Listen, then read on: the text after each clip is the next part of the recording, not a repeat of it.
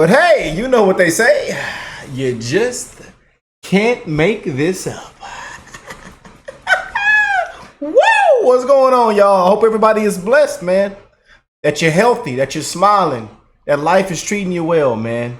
You know, you never know what somebody's going through in these times that we're living in, man. People are just sick and tired. People are ready for a change, man. People are struggling. People are dying. You know, people are hurting, man, in pain. You know, I want my tax dollars back too, y'all. I do. I'm with you. I'm with you. I want it all back. We're sick of the lies and we're sick of the failures, man. Cheers. Don't let them forget now. Don't let them forget. But we got a good show today, man. This is gonna be good, boy. Oh man. Woo! That's what them Patriots say, man. They say, man, we got this. It's gonna be too big to rig this year, y'all. Especially if this happens. It's gonna be too big to rig. The worst nightmare to the deep state. Well, I'm gonna tell y'all right now. Look at all this that's happening right now, y'all. Let's go and change the screen. Look, CIA, and again, yes, like I told y'all a couple hours ago, CIA was trending for RFK, man. Imagine that, boy.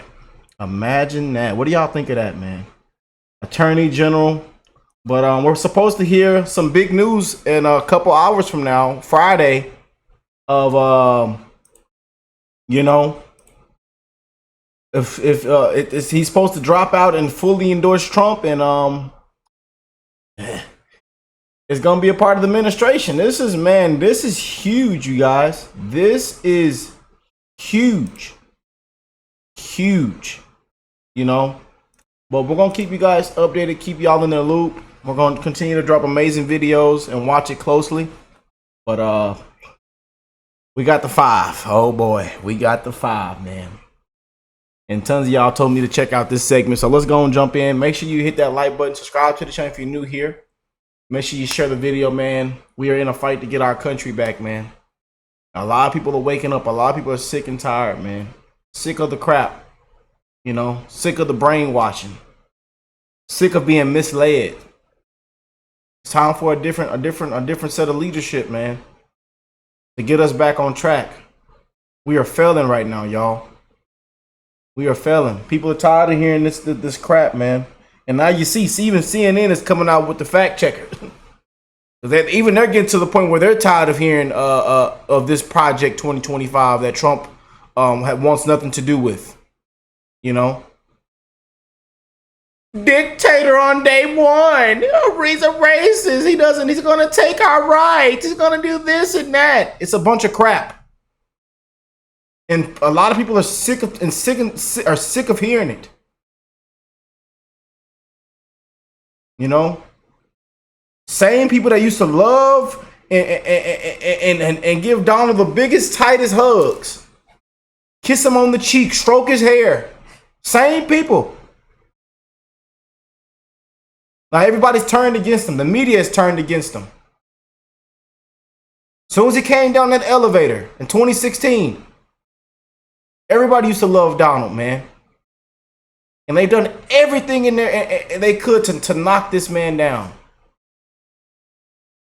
You know, there's mug shots, you know, impeachment. I mean, it's crazy. You got people shooting at rallies. They've tried everything, man. Raids, you know, turning misdemeanors into felonies.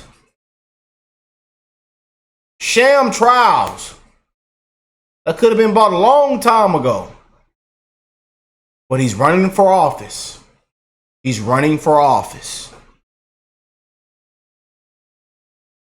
He's a threat to democracy.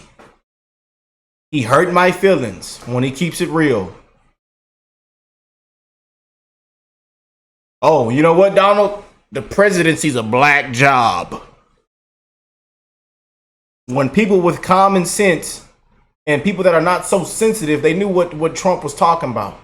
But we turn everything racist.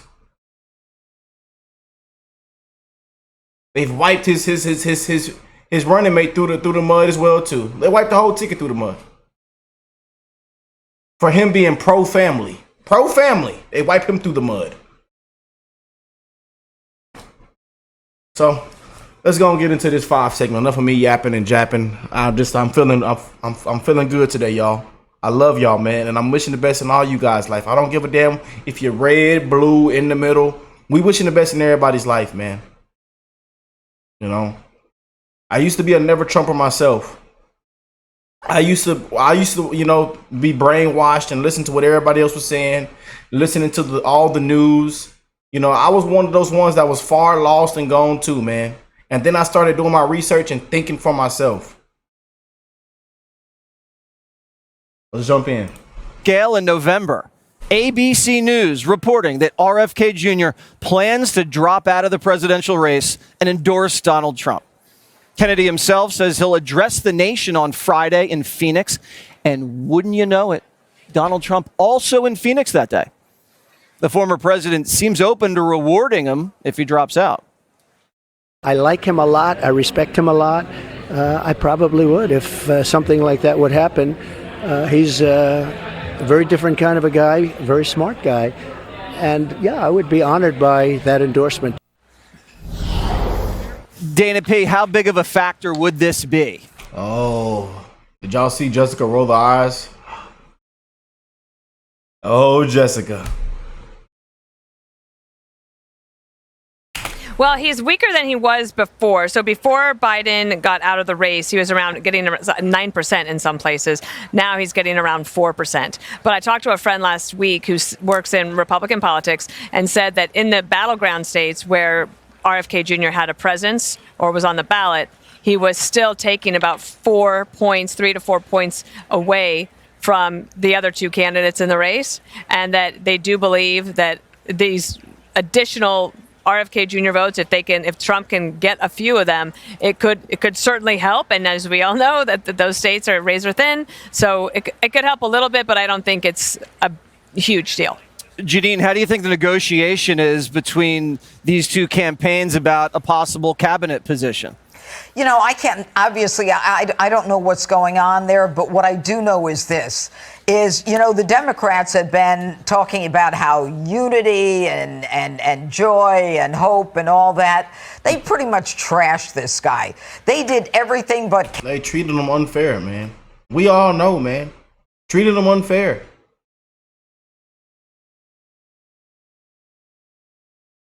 And that's what they're all about, man. They're full of crap, man. Full of crap. It's crazy. Cannibalize him. I mean, they tried to get him off the ballot. They sued him. They literally threw him out of the party. His whole family threw him out. And in the end, they wouldn't even give him Secret Service protection. His father was assassinated. His uncle was assassinated. I mean, they treated this guy like a dog. So, you know, I think that a lot of people, and they've said historically, and people like Dana and Jessica might know more than I do on these particular poll numbers, but that, you know, his poll numbers or his numbers would take away from Donald Trump. I don't know if that's true, or they take away from Biden. But I think that in the end, he really is saying to the Democrat Party, you know what, go screw yourselves. You did so much to me and to my effort. And I wasn't even, you could have beat me just by beating me. But you didn't do that. You had to destroy me. And he was sick and tired, he said, of the tribalism of the Democrat Party. Jessica, we talked about this on my show last night. Even if it's just 10, 15, 20,000 voters in a Philly or a Phoenix, that's big.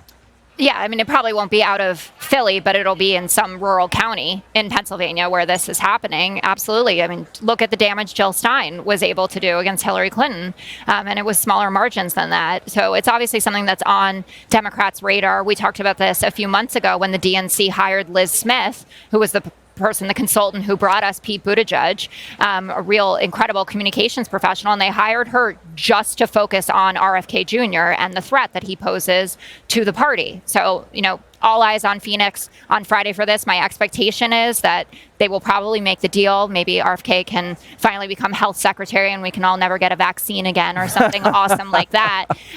But it's a real risk, and it's obviously top of mind for Democrats. I'm sure Harold Ford Jr. can get his 7 COVID shots, even if he's still at HHS. What's up, Greg?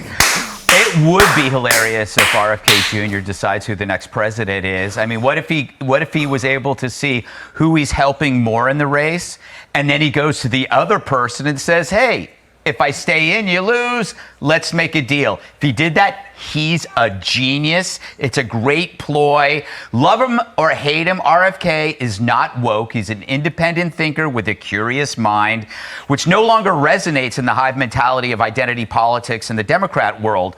RFK knows that every person, this is why people like him, liberals and conservatives and libertarians. He sees persons with unique problems, but no problem is more special than the other. So that's why the identity politics thing doesn't work. He reflects a true equality where, he accepts that everybody's unique, but nobody is special. The Democratic Party demands that you accept the supremacy of one group over another in relation to their problems. And that's BS. All right. Well, if we do find a dead bear somewhere in the Trump White House, we know who did it. Click here to see. Woo! That was a good one. Thank y'all for sending that one over, man. That was a good take from the 5, man. That was a really good one, man. What do y'all think of this whole RFK situation, man? Comment down below. A lot of people are loving it, man. A lot of people are tipping their hat off to RFK, man.